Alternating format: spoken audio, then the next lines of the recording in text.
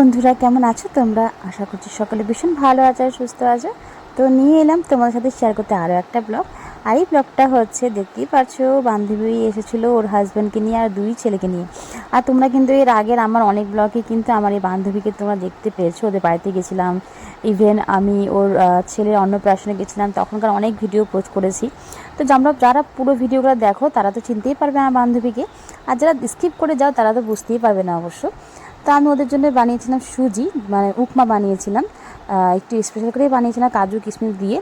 আর মিষ্টি আনা হয়েছিল, স্প্রাইট আনা হয়েছিল, মানে যেটা হয় আর কি। অ্যাকচুয়ালি আমার বান্ধবী অনেক দিন পর আমাদের বাড়িতে আসলো। লাস্ট এসেছিলো ওর ছেলের অন্নপ্রাশনের নিমন্ত্রণ করতে, তারপর তো আসাই হয়নি আর।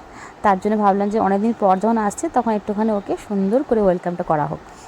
আর যেহেতু ওর হাজব্যান্ডও আসছে সাথে, তার জন্য কিন্তু বিশেষ করে আর আয়োজনটা করেছি। আর তবে হ্যাঁ, গুনগুনকে খুব মিস করছিল ওরা সবাই, কেননা গুনগুনের বন্ধু এসেছে অথচ গুনগুন নেই। আর ওর ছেলে, মানে ওর বড় ছেলের আর গুনগুন কিন্তু একই মাসে জন্ম, মানে ওর 2021-এর নভেম্বর আর আমাদের গুনগুনও 2021 সালের নভেম্বর মাসে জন্ম হয়েছে। আর সেই জন্য কিন্তু ওরা বন্ধুর মতনই কিন্তু ওরা দুজনকে দেখে আর কি। আর ওর বড় ছেলে এসেই তো ঘরের মধ্যে খুঁজছিল ওর বন্ধুকে। ও ভেবেছে মনে হয় গুনগুন আছে, তো গুনগুন তো নেই, তার জন্য সোজা ঘরে ঢুকে দেখতে গেল যে কোথায় আছে ও। আর এখানে এই হচ্ছে ছোট ছেলে, আর ওর যা দুরন্ত, মানে একদম বিচ্ছু বলতে পারো। আমরা আটকে রাখতে পারছিলাম না, একবার করে বারবার করে সিঁড়ির দিকে যাচ্ছে, যেহেতু আমাদের ঘরের যে ডুপ্লেক্স ঘর আমাদের, তো সিঁড়িটার জন্য একটু ভয় যদি পড়ে টরে না যায়। সেই জন্য কিন্তু দেখো মারা নিচে বসে আছে যাতে ওদেরকে পাহারা দিতে পারে। কেন ও বারবার করে ওই সাইডেই চলে যাচ্ছিলো, বলে না যে বাচ্চাদেরকে যেখানে বারণ করবে যেই কাজটা করতে, সেই কাজটাই কিন্তু ওরা সবার আগে করে। তারপরে কিন্তু গুনগুন ভিডিও কল করেছিল, আর ভিডিও কলে দেখেছিল যে ওর দিয়া ওই ছোটো ভাইটাকে খাওয়াচ্ছে, আর আমিও কোলে নিয়েছি। এটা কিন্তু ওর সহ্য হয়নি একদমই, পরে আমাদের উপর রাগ করেছিল যে তুমি কেন তুমি কেন ওকে খাইয়েছ, আর তুমি কেন ওকে কোলে নিয়েছো। মানে এখনকার কিন্তু ছোটো বাচ্চাদেরও কিন্তু মনে মধ্যে একটুখানি মানে জেলেসি চলে আসে যে ওর ভাগের যে ভালোবাসাটা সেটা আবার ভাগ হয়ে যাচ্ছে না, তো এই একটা ভয় ওদের মধ্যে কাজ করে। তো যাই হোক, এটা কিন্তু বড়দের মধ্যেও হয়, দেখবে যখন আমার থেকে বা তোমাদের কারোর থেকে যখন অন্য কাউকে বেশি প্রায়োরিটি দেওয়া হয়, তখন কিন্তু একটু কিন্তু খারাপ লাগেই, এটা কিন্তু স্বাভাবিক। আর ওদের জন্য আমি এনে রেখেছিলাম দুটো স্কিপারের বোতলগুলো। অ্যাকচুয়ালি গুনগুনের যখন দেখেছে ইউজ করতে তখন ওদের কিন্তু পছন্দ হয়েছিল, তাই তখনই মা বলছিল যে এবার যখন তোরা আসবি বা আমরা যখন আসবো তখন তোদের জন্য স্কিপারটা নিয়ে আসবো। তো সেটাই কিন্তু আমরা কিন্তু এনে রেখেছিলাম। আমি জানতামও আসবে, আগে থেকে বলেছিল। আসলে ওদের আসার কারণটা ছিল ওর হাজব্যান্ড কেদারনাথ গেছিলো, তো সেখান থেকে প্রসাদ, আরও অন্য জায়গাতেও গেছিলো তীর্থস্থানগুলোতে, সেখান থেকে প্রসাদ নিয়ে এসেছিলো। আর কেদারনাথের একটা ছোট্ট মন্দির নিয়েছিল, যেটা প্রথমে দেখালাম ভিডিও শুরুতে। তো ভীষণ ভালো লেগেছে আমার ওই মন্দিরটা। তো সেই জন্য কিন্তু ওরা এসেছিলো, আজকে আসার কারণটা সেটাই, নাহলে তো ওরা আসাই হয় না ওদের অ্যাকচুয়ালি। আর ঘর সংসার হয়ে গেলে না, বাচ্চা কাজ থাকলে পরে এত বারবার করে কোথাও যাওয়াও যায় না দরকার ছাড়া। তো সেই জন্যই কিন্তু ওরা আজকে এসেছে।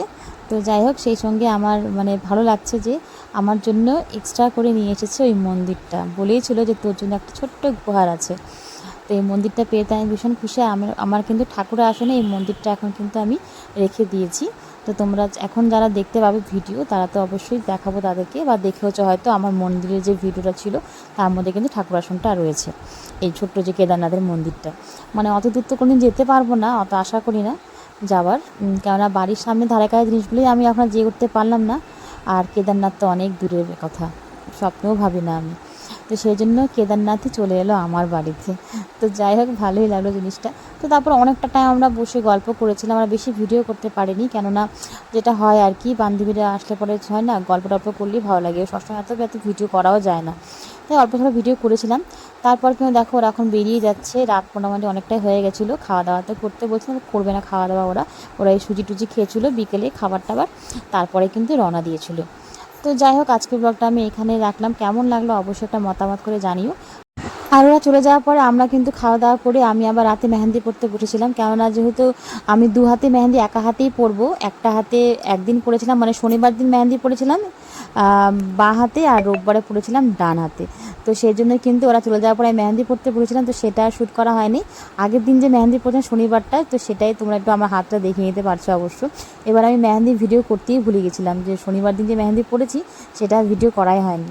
তো তো এই স্টিকারটাও এনেছিল লাগানোর জন্য, তো এটা আমরা আলমারির মধ্যে লাগিয়েছি, দেখতে বেশ ভালো লাগছে। তো তারপর রাত্রিবেলা মেহেন্দি পড়তে বসলাম। ফার্স্টেই বলেছি যে মেহেন্দি পরবো রোববার দিন, কেন দু হাতে আমাদেরকে কিন্তু আমাকে একাই যেহেতু পড়তে হয়, তাই দু হাত আমি এরকম একটা একটা করেই পড়ি। শনিবারে এক হাত পড়েছি আর রোববারে এক হাত পড়ছি। একটু অসুবিধা হয় পড়তে একা একা, তা কিছু করার নেই, কে আর পড়িয়ে দিবে বলো, তাই নিজেকেই পড়তে হলো। আর একটুখানি এই হাতটাও দেখিয়ে দিলাম, যেটা আমি শনিবার দিন পড়েছিলাম। তো যাই হোক, শ্রাবণ মাসের প্রথম সোমবারটা করতে পারিনি, দ্বিতীয় সোমবার করার জন্যই কিন্তু এত কিছু রেডি।